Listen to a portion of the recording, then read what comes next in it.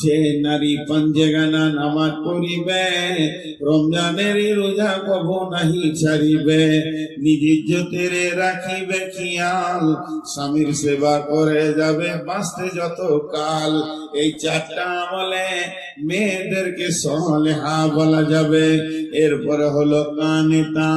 ও আমার মা, ওরে আমার বোন, কানেতা হতে হবে। কানেতা কাকে বলে?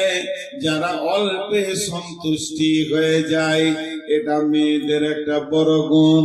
খবরদার বড় চাওয়া পাওয়া নিয়ে স্বামীর কাছে আব্বার কাছে দাবি রাখবে না।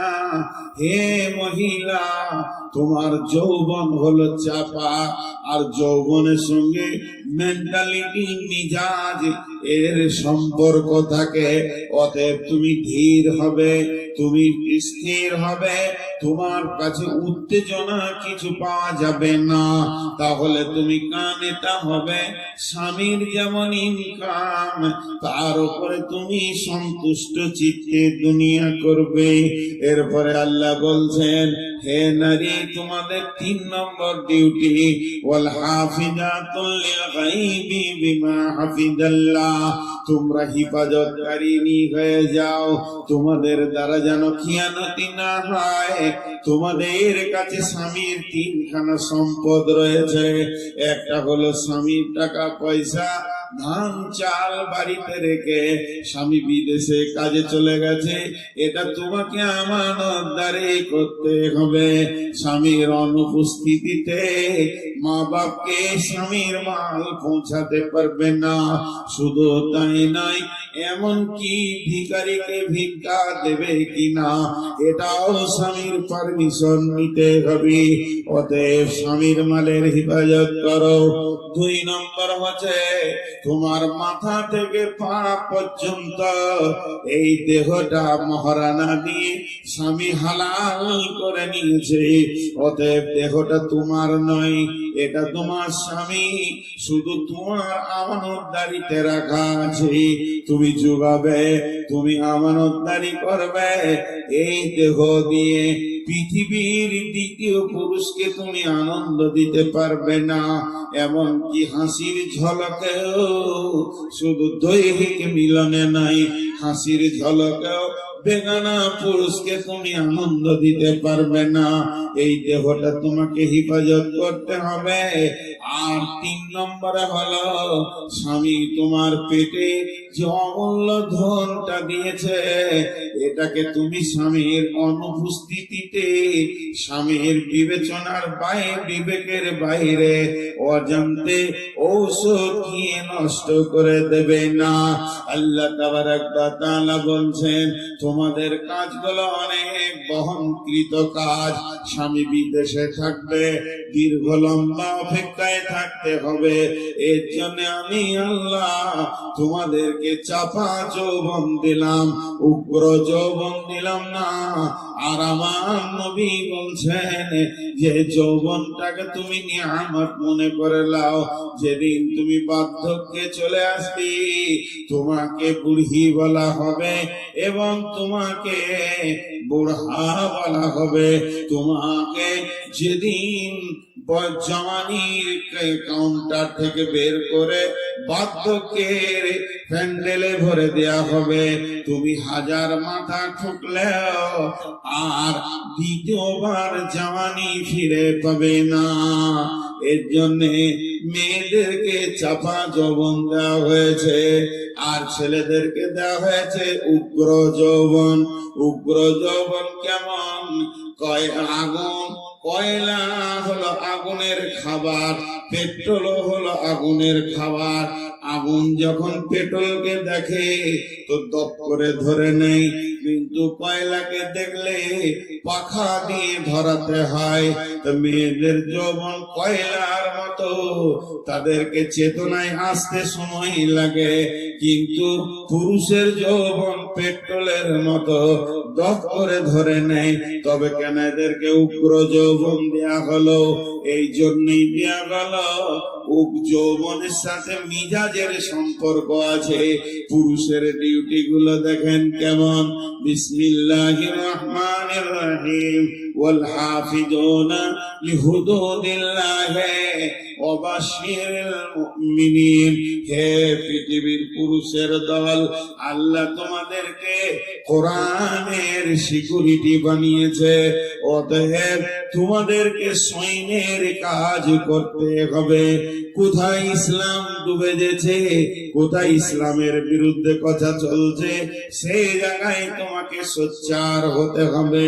তোমাকে দেশকে বাঁচাতে হবে, তোমাকে দশকে বাঁচাতে হবে, দেশের জন্য তোমাকে সিকিউরিটি হতে হবে।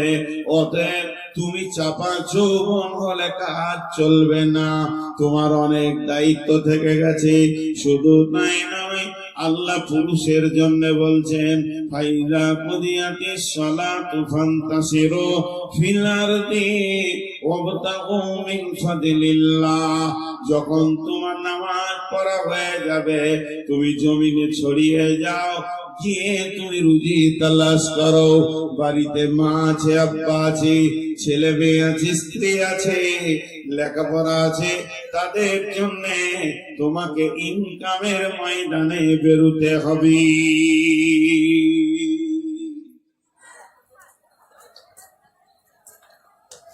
আয়াত একটা, হুকুম দুটা। আয়াত একটা, হুকুম দুটা। ফাইদা কুদিয়াতিস সালাতু ফান্তাসিরু ফিল আরদি। আয়াতটা একটা, সূরা জুমায়। হুকুম দুটা লুকানো আছে। নামাজ পড়ো, রুজি তালাশ করো।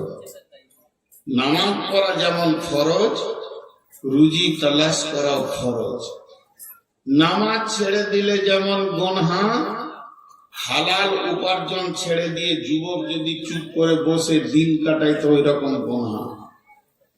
একটা লোক নামাজে আলহামদ করছে, কুলহ করছে, যে নেকিটা পাবে, আর একটা লোক ডাক বাংলায় মরে এমনি করে হাতে চানা নিয়ে আর চিড়ে নিয়ে বাদাম নিয়ে বিক্রি করছে, বাদাম বাদাম বাদাম, একই নেকি।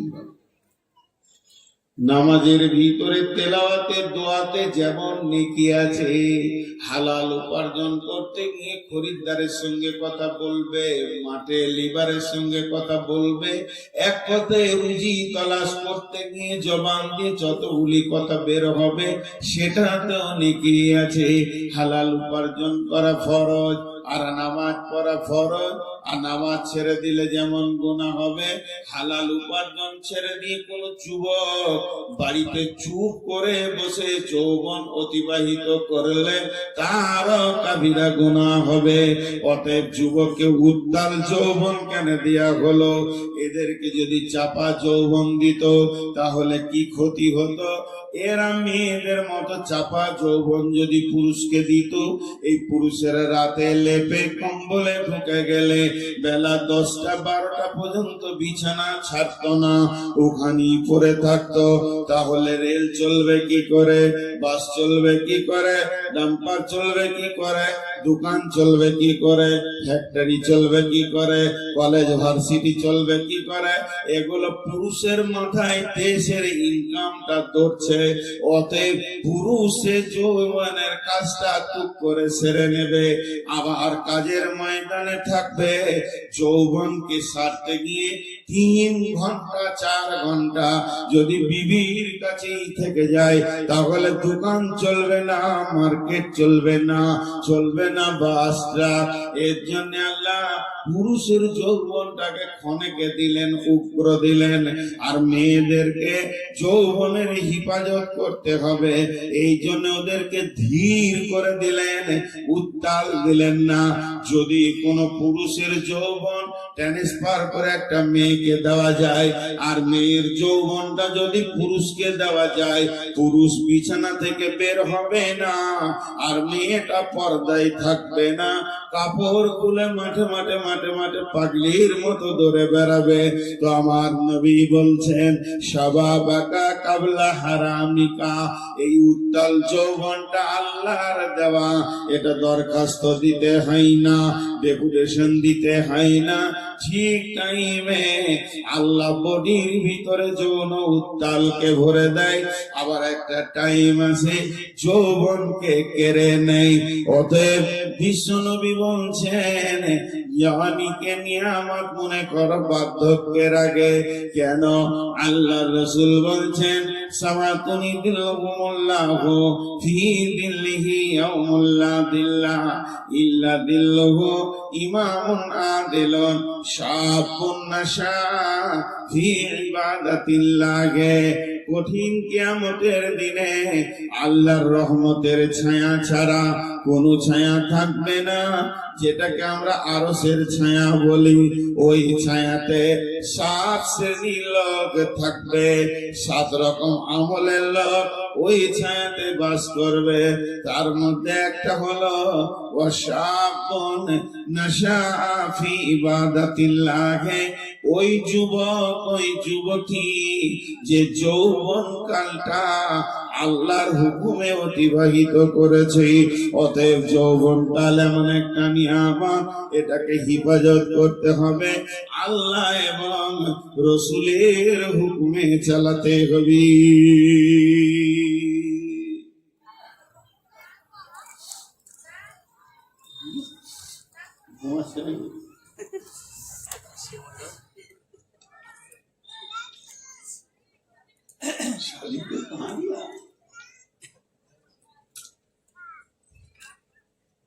একটা বলা হলো 3, 3, 6, 3, 9, 12টা উঠলো।